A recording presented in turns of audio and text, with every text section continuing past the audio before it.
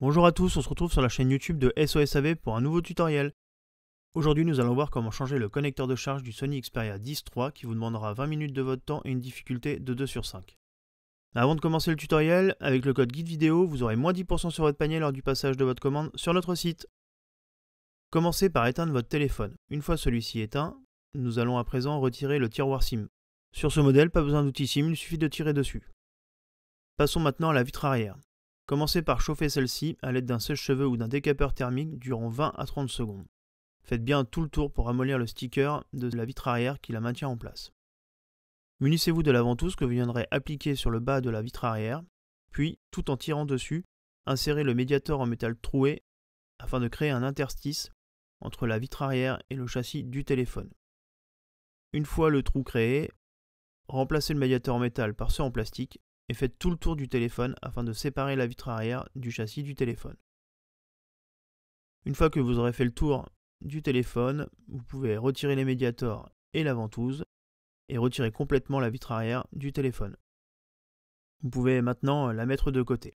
Maintenant que la vitre arrière est retirée, nous allons pouvoir passer au bloc écran. Commencez par retirer les 12 vis cruciformes qui maintiennent le cache de la carte mère en place. N'oubliez pas les 2 vis grises. Munissez-vous du levier en nylon afin de soulever le cache carte mère. Faites attention, vous aurez 2 parties qui resteront en place à droite et à gauche de celui-ci.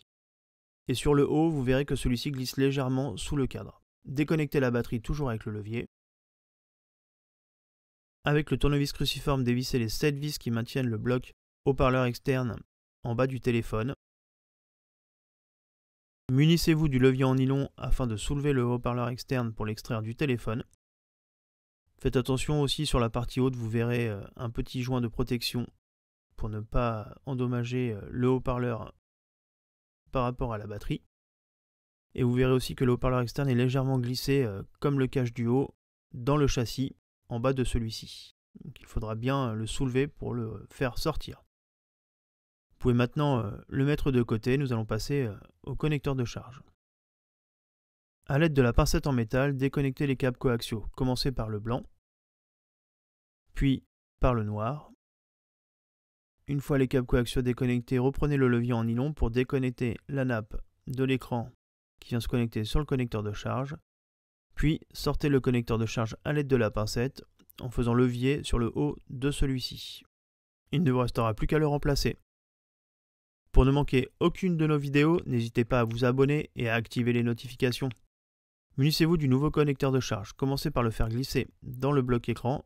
Commencez par la partie basse, puis appuyez légèrement dessus pour venir le connecter. Reconnectez la nappe de l'écran. Nous allons à présent reconnecter les câbles coaxiaux à l'aide de la pincette en métal. Prenez la tête du câble blanc et appuyez légèrement dessus pour venir le connecter sur la carte mère. Faites de même pour le noir. Il faut bien sortir le clip pour que celui-ci soit bien connecté. Munissez-vous du haut-parleur externe que vous viendrez remettre en plaçant la partie basse dans le châssis. Appuyez bien dessus pour que celui-ci soit en place et revissez les 7 vis cruciformes. Passons maintenant sur la partie haute, reconnectez la batterie sur la carte mère. Venez réinstaller le cache carte mère par-dessus en faisant glisser la partie haute sous le bloc écran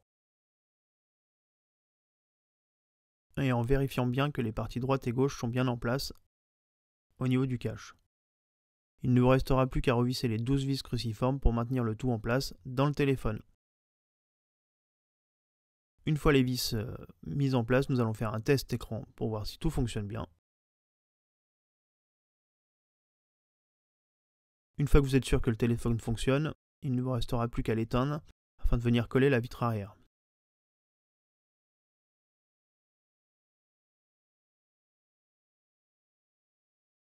Au préalable, nettoyez bien la vitre arrière et le châssis du téléphone de tout résidu de colle ou de sticker, puis venez appliquer un léger filet de colle sur tout le contour du bloc écran afin de venir recoller la vitre arrière dessus.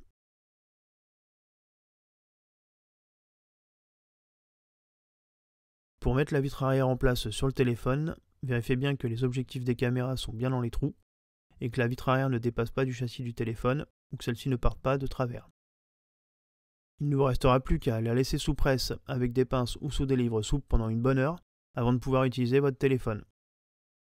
Voilà, votre téléphone est à nouveau fonctionnel, le tutoriel est maintenant terminé. Retrouvez-nous sur nos différents réseaux sociaux et à bientôt sur la chaîne YouTube de SOSAV.